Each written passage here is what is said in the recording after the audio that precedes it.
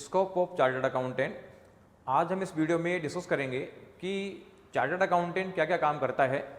यानी अगर कोई स्टूडेंट सीए करना चाह रहा है, कई बच्चे होते हैं जो बिगिनिंग से ही डिसाइड करने लग जाते हैं कि हमें फ्यूचर में क्या करना है क्या नहीं करना। तो ऐसे बच्चे जब सीए का भी उनके सामने आता है कि हम सीए भी कर सकते हैं, तो उनको नॉलेज होना ज़रूरी है कि एक चार्टर्ड अकाउंटेंट क्या क्या काम करता है। तो देखो, चार्टर्ड अकाउंटेंट के जो वर्क हैं उसमें सबसे पहला काम आता है सीए की प्रैक्टिस करना। सीए की प्रैक्टिस में चार्टर्ड अकाउंटेंट क्या करता है कि अपना ऑफिस ओपन करता है और उसमें डिफरेंट क्लाइंट्स को डिफरेंट टाइप की सर्विसेज प्रोवाइड करता है। तो उन सर्विसेज में जो डिफरेंट सर्विसेज है वो आपके सामने दिख रही है। उसमें एक सर्विस है अकाउंटेंसी, यानी अकाउंटिंग करना।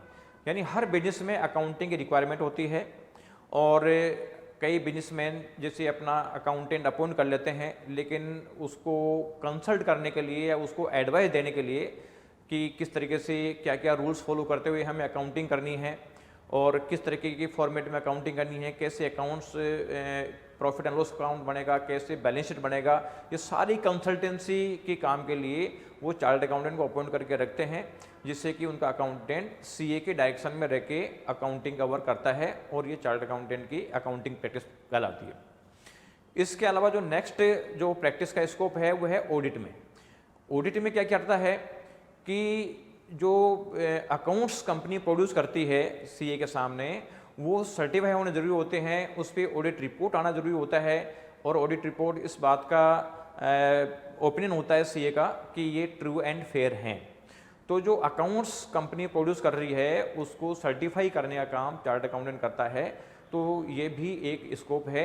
और जो ऑडिट है वो भी डिफरेंट टाइप की होती है, जैसे स्टैट्यूटरी ऑडिट होती है, टैक्स ऑडिट होती है, यानी जो टैक्स लॉ पूरा हो रहा कि नहीं हो रहा उसके लिए टैक्स ऑडिट होती है। जो स्टैट्यूटरी, जैसे मान लीजिए कोई कंपनी है तो उसमें कंपनी एक्ट के अकॉर्डिंगली बैलेंस शीट और पी&एल बने कि नहीं बने, ये सब स्टैट्यूटरी ऑडिट होती है। और भी डिफरेंट लॉ के अकॉर्डिंगली जो ऑडिट होती है, जैसे मान लीजिए अलग अलग लॉ की रिक्वायरमेंट है उसके हिसाब से अलग अलग ऑडिट भी हो सकती है, स्पेशल ऑडिट हो सकती है। ऑडिट के बाद में जो थर्ड जो सीए का जो जॉब है वो है टैक्सेशन, यानी टैक्सेशन की प्रैक्टिस करना। क्योंकि जो भी बिजनेसमैन होता है उसमें नॉर्मली टैक्स लगता है और टैक्स दो तरीके के होते हैं, एक होता है डायरेक्ट टैक्स और एक होता है इनडायरेक्ट टैक्स। डायरेक्ट टैक्स का मतलब होता है कि जो पर्सन पे कर रहा है उसी को बियर करना होता है और इसमें नॉर्मली जो सबसे इंपॉर्टेंट टैक्स होता है वो होता है इनकम टैक्स, या कंपनियों के लिए उस टैक्स को बोलते हैं कॉर्पोरेट टैक्स। तो जो प्रैक्टिस सीए टैक्सेस नहीं करता है उसमें वो एक तो क्लाइंट को इस एडवाइस करता रहता है कि कौन कौन से एक्सपेंसेज है जो आप कर रहे हो तो वो इनकम टैक्स में अलाउ होंगे, कौन कौन से एक्सपेंसेज इनकम टैक्स में अलाउ नहीं होंगे, किस तरीके से हम प्लानिंग करें जिससे कि हमारा टैक्स बर्डन कम से कम आए। क्योंकि टैक्स प्लानिंग और टैक्स इवेजन में डिफरेंस है। क्या टैक्स प्लानिंग का मतलब है कि रूल्स के दायरे में रहते हुए हम टैक्स सेव करें, और टैक्स इवेजन का मतलब होता है कि रूल्स को वायलेट करते हुए हम टैक्स बचाएं। तो चार्टर्ड अकाउंटेंट टैक्स प्लानिंग करके और क्लाइंट को ये हेल्प करता है कि ज़्यादा टैक्स उसको पे नहीं करना पड़े।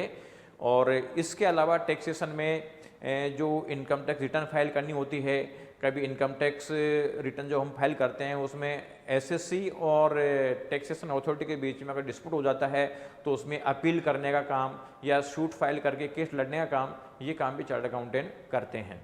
इसके अलावा जो इनडायरेक्ट टैक्स है, तो उस इनडायरेक्ट टैक्स में जो पहले जीएसटी और सर्विस टैक्स होते थे इन सबको मर्ज करके और जीएसटी बन गया है।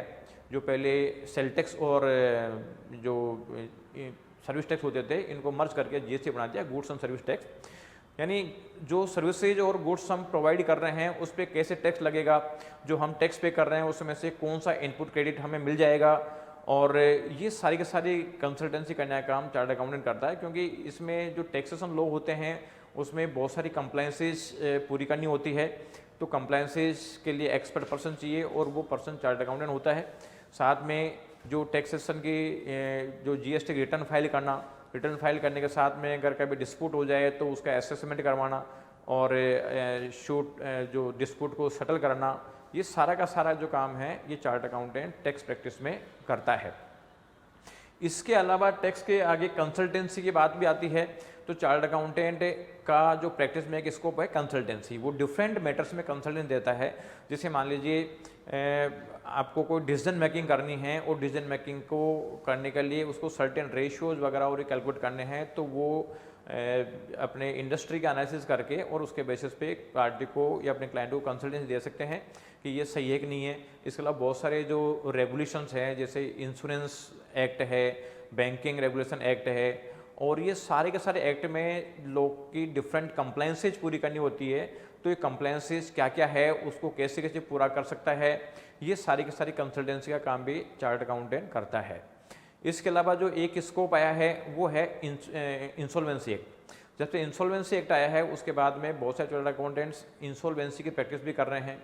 उसमें बहुत सारी रिक्वायरमेंट है जिसको करने के लिए चार्टर्ड अकाउंटेंट की रिक्वायरमेंट आती है।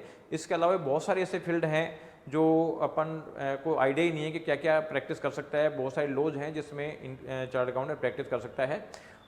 अब हालांकि प्रैक्टिस करने में चार्टर्ड अकाउंटेंट को थोड़ा सा प्रैक्टिस सेट करने में टाइम लगता है।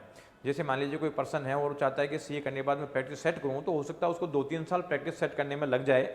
लेकिन 2-3 साल हो सकता है उसकी इनकम कम हो, लेकिन एक बार प्रैक्टिस सेट हो जाएगी तो वो सबसे आगे निकल के जाएगा। तो ये एक चार्टर्ड अकाउंटेंट की प्रैक्टिस का स्कोप है। इसके अलावा जो दूसरा जो काम है चार्टर्ड अकाउंटेंट कर सकता है वो है सर्विस या जॉब, यानी वो किसी दूसरी पार्टी को सर्विसेज प्रोवाइड कर सकता है। यानी वो जो जॉब में जाएगा तो या तो होगी गवर्नमेंट जॉब या होगी प्राइवेट जॉब। गवर्नमेंट जॉब में जो उसके पास स्कोप है वो जैसे डिफरेंट बैंक्स है, इंश्योरेंस कंपनीज है या गवर्नमेंट कंपनीज है, ये सारे के सारी चार्टर्ड अकाउंटेंट्स को अपॉइंट करती है अपने रिक्वायरमेंट के लिए या डिफरेंट कंप्लायंसेज पूरी करने के लिए। तो इसमें जैसे कंपनियों में जाता है तो जैसे अकाउंट्स ऑफिसर हुआ, अकाउंट्स मैनेजर हुआ या फाइनेंस मैनेजर हुआ, इस तरीके की जॉब मिलती है और सीए करने के बाद इजीली मिल जाती है। यानी उसके लिए कोई ऐसा कोई बहुत कंपटीशन नहीं है, बिल्कुल मामूली सा कंपटीशन है या जो नेग्लिजिबल कंपटीशन है। और स्पेशली जैसे एससी, एसटी, ओबीसी या गर्ल्स कैंडिडेट है उसमें तो ये रिजर्वेशन की वजह से ये मान लीजिए कंपटीशन है ही नहीं। वो उन्होंने एक साइड में मतलब सीए किया और दूसरी जॉब गवर्नमेंट जॉब रेडी रहती है। दूसरा जो स्कोप है जॉब में वो है प्राइवेट जॉब, यानी डिफरेंट प्राइवेट कंपनीज शुरू से ही चार्टर्ड अकाउंटेंट्स को अपॉइंट करती रही है कि उनका फाइनेंस एंड अकाउंटिंग जो फंक्शन है ये सारा का सारा काम चार्टर्ड अकाउंटेंट ही करता है। उनके सारी टैक्स प्लानिंग चार्टर्ड अकाउंटेंट करता है। तो वो कंपनीज किसी प्रैक्टिशनर की हेल्प लेने के बजाय ऐसे काम के लिए अपने खुद के चार्टर्ड अकाउंटेंट अपॉइंट करके रखती है, जिससे कि वो डेडिकेटेड तरीके से वहाँ पर वर्क कर सकें।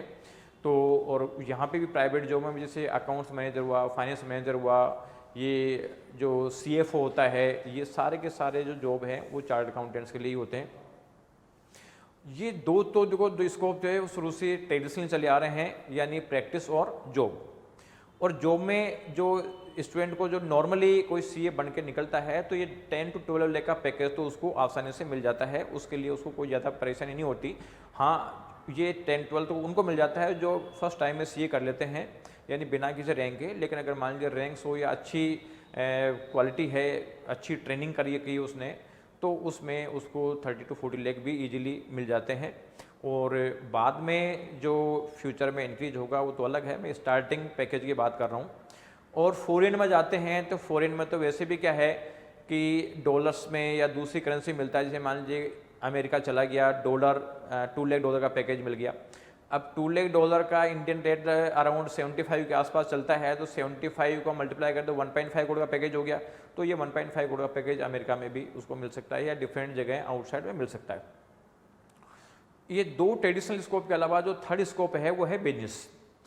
क्योंकि देखो जहाँ पे कोई सीए जॉब करता है तो दूसरी कंपनी को अपनी जो टेक्निकल या जो टेक्निकल स्किल्स या नॉलेज है वो प्रोवाइड करके दूसरी कंपनी को आगे बढ़ने के लिए हेल्प कर रहा है।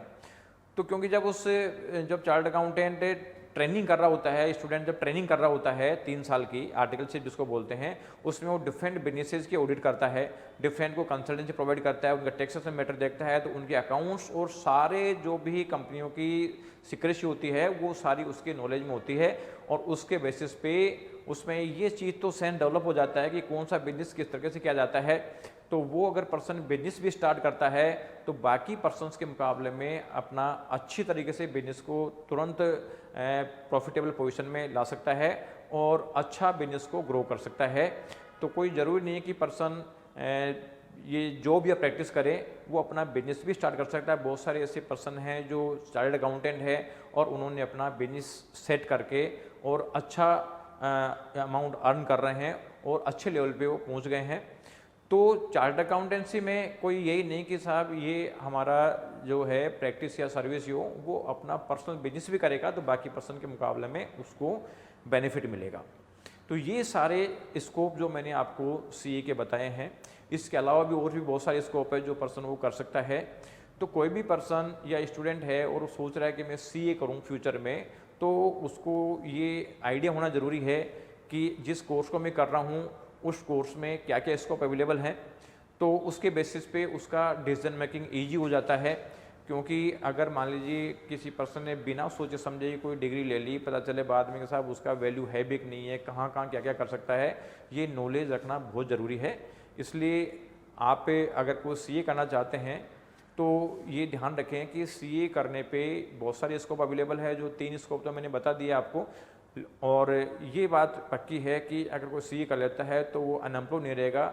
स्टार्टिंग में मिनिमम 10 to 12 लाख पर annum तो आराम से अर्न कर लेगा। तो आप इजीली बिना किसी हेडेक के सीए करें, और सीए करते हैं तो आप मान लीजिए आपको जॉब की या अर्निंग की टेंशन नहीं रहेगी। Thank you.